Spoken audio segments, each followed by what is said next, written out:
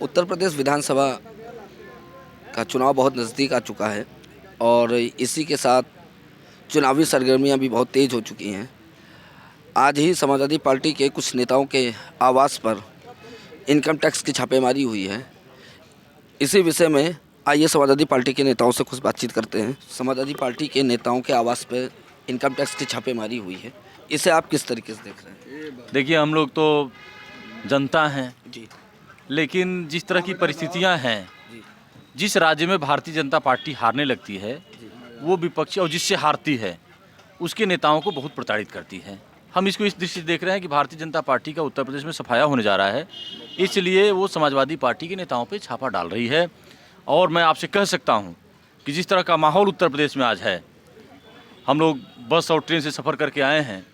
बस और ट्रेनों में लोग कह रहे हैं कि इस बार अखिलेश यादव जी पूर्ण बहुमत की सरकार बनाने जा रहे हैं।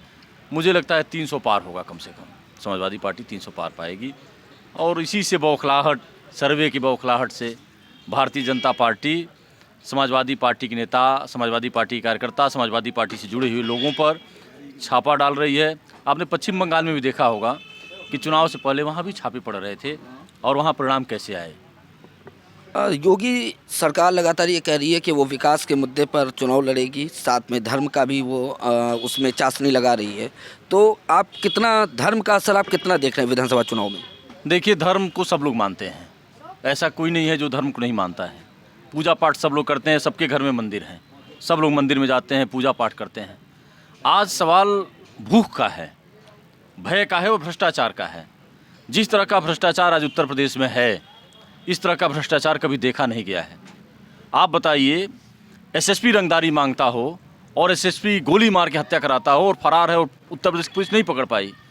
जो देश का गृह मंत्री हो, उसका लड़का लोगों को कुचल देता हो और उसके खिलाफ कोई कार्रवाई नहीं होती हो। और जब पत्रकार लोग भी जब जाते हो बात करने के लिए मंत्री से, तो पत्रकार लोग लोकतंत्र के चौथे स्तंभ को भी फटकार लगाता हो। और जोगी बाबा का बुलडोजर उस मंत्री के घर की तरफ नहीं बढ़ा इस समय तक। ये देश और प्रदेश के लिए दुर्भाग्य है। और ऐसा कह सकते हैं हम कि उत्तर प्रदेश में कानून का राज नहीं है, उत्तर प्रदेश में भ्रष्टाचार का बोलबाला है। और विकास तो कहीं दिखता नहीं है जोगी बाबा का। आप लखनऊ में रहते हैं, कहाँ रहते हैं आप? लखनऊ रहते हैं। लखनऊ में आप बता दीजिए कि जोगी बाबा ने कौन सा काम किया है? जो लोग रोज़ सवेरे से शाम तक समाजवादी पार्टी, अखिलेश यादव जी और मुलायम सिंह जी के खिलाफ बोलते हैं, इस तरह का भ्रष्टाचार कभी देखा नहीं गया है। आप बताइए, एसएसपी रंगदारी मांगता हो और एसएसपी गोली मार के हत्या कराता हो और फरार है और उत्तर प्रदेश की पुलिस नहीं पकड़ पाई। जो देश का गृह मंत्री हो, उसका लड़का लोगों को कुचल देता हो और उसके खिलाफ कोई कार्रवाई नहीं होती हो। और जब पत्रकार लोग भी जब जाते हो बात करने के लिए मंत्री से, तो पत्रकार लोग लोकतंत्र के चौथे स्तंभ को भी फटकार लगाता हो। और जोगी बाबा का बुलडोजर उस मंत्री के घर की तरफ नहीं बढ़ा इस समय तक। ये देश और प्रदेश के लिए दुर्भाग्य है। और ऐसा कह सकते हैं हम कि उत्तर प्रदेश में कानून का राज नहीं है, उत्तर प्रदेश में भ्रष्टाचार का बोलबाला है। और विकास तो कहीं दिखता नहीं है जोगी बाबा का। आप लखनऊ में रहते हैं, कहाँ रहते हैं आप? लखनऊ रहते हैं। लखनऊ में आप बता दीजिए कि जोगी बाबा ने कौन सा काम किया है? जो लोग रोज़ सवेरे से शाम तक समाजवादी पार्टी, अखिलेश यादव जी और मुलायम सिंह जी के खिलाफ बोलते हैं, वो सांस लेने के लिए अम्बेडकर पार्क में जाते हैं, नहीं तो जनेश्वर मिश्रा पार्क में जाते हैं, नहीं तो लोहिया पार्क में जाते हैं। तो जो उत्तर प्रदेश की राजधानी लखनऊ में सांस लेने की जो जगह बनाया, वो आदरणीय नेताजी ने बनाया, आदरणीय अखिलेश यादव जी ने बनाया। कैंसर इंस्टीट्यूट अखिलेश यादव जी ने बनाया, मेट्रो आदरणीय अखिलेश यादव जी ने बनाया, स्टेडियम आदरणीय अखिलेश यादव जी ने बनाया, गोमती रिवर फ्रंट आदरणीय अखिलेश यादव जी ने बनाया। मैं कह सकता हूं कि जोगी बाबा से आप जाके सवाल पूछिएगा कि लखनऊ के भीतर कौन सा काम जोगी बाबा ने किया है कि जब वो कल कुर्सी से हटेंगे तो लोग कहेंगे कि इस काम को जोगी बाबा ने किया है। जोगी बाबा ने एक काम नहीं किया विकास का।